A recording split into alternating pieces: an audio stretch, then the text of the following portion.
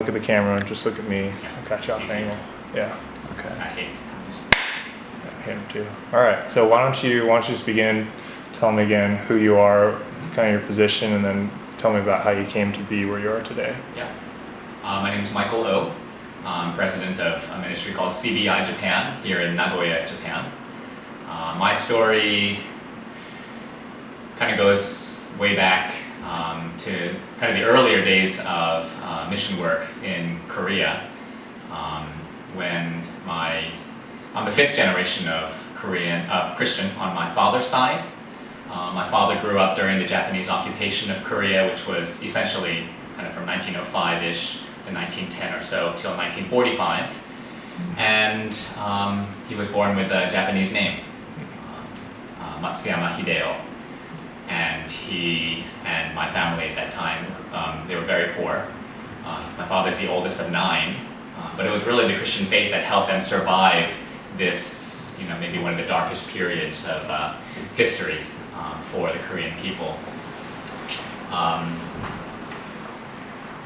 My great aunt was almost a comfort woman.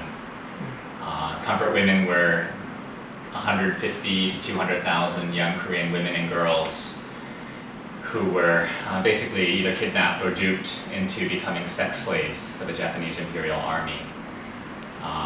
My great-grandfather found out about what was going on. There were young girls and women who were disappearing from the villages, some of the girls as young as 12 years old. And he got her married because he was trying to find a way for her not to be one of those who would disappear. But it was really the faith that brought them through this difficult period. My father and his brothers, sisters, kind of were able to emerge out of poverty. A family that had family devotions every single night, just a family of faith, and eventually was able to go to America as a medical professional. So it was a time of different kind of poverty for the first few years. He had $200-300 in his pockets, had to redo his medical residency. I hardly saw him or knew him growing up. He was home, once or twice a week, and I might not have even been awake. And the few times that I saw him, I was like a 2-year-old, and Ultraman was big back then. And I would literally stand in front of my mother and do this to my father. The Ultraman Ray to protect, 'cause I had no idea who this guy was. I was the man of the house. Eventually though, moved out to the edge of the city, away from mafia, moved to the suburbs, and then, kind of made the whole transition into really, middle upper class life. So I grew up with every advantage that a kid could dream of. Exeter Summer School, SAT prep courses, music, sports, etc. And that was pretty much all I knew and understood. And it was around that time though that, though I had grown up in the church, it was around the end of high school where I really came to know Jesus Christ with the very simple phrase that is very familiar, if you were to die tonight, do you know where you're going? So that was my wake-up call, and my call to missions really came in college, where I kind of majored in people and God's Word. It was a time it was like falling in love, first love at that point. And God just said, those are the only 2 things that are going to last for eternity, my Word and people. How will your life impact those 2 things? And I dropped being pre-med and following in my father's footsteps.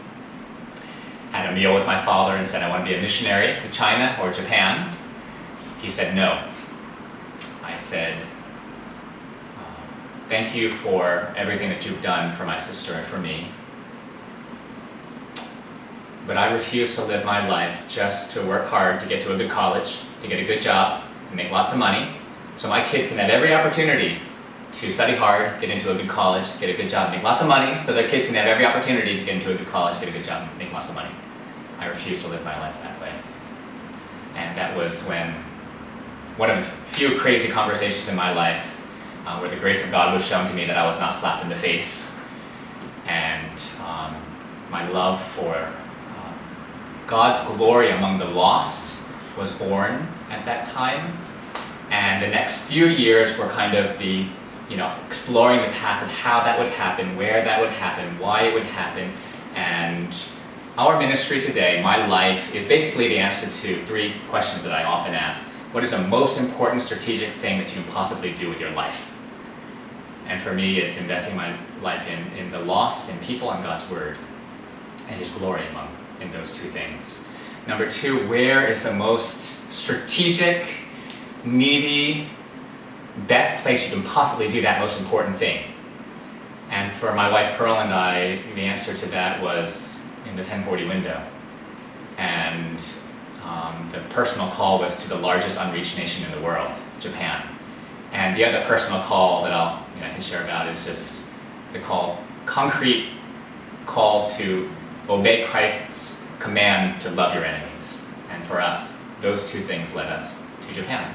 And then the third question is, what then is the most strategic and best way to do that most important thing in that most strategic place?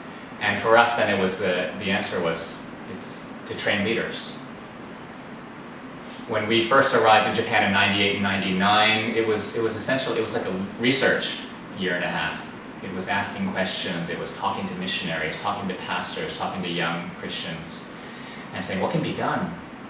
0.21% Protestant church-going population. The largest church in Korea may be 4 times, 5 times as large as all the Japanese Christians in the world combined. And we said, what can be done? And 100% of the answers was, we need to train leaders. If there's no leadership, no young leaders who are trained and raised up, there will be no church, let alone 0.21%. So that led us into thinking to start a theological seminary, and we had kind of the dream was born, the vision was born, and the next few years, 4 or 5 years or so, were used to prepare for the birth of Christ Bible Seminary, which eventually birthed other ministries to become the CBI, Christ Bible Institute team and ministry. Nice. All right, follow-up question. Tell me about your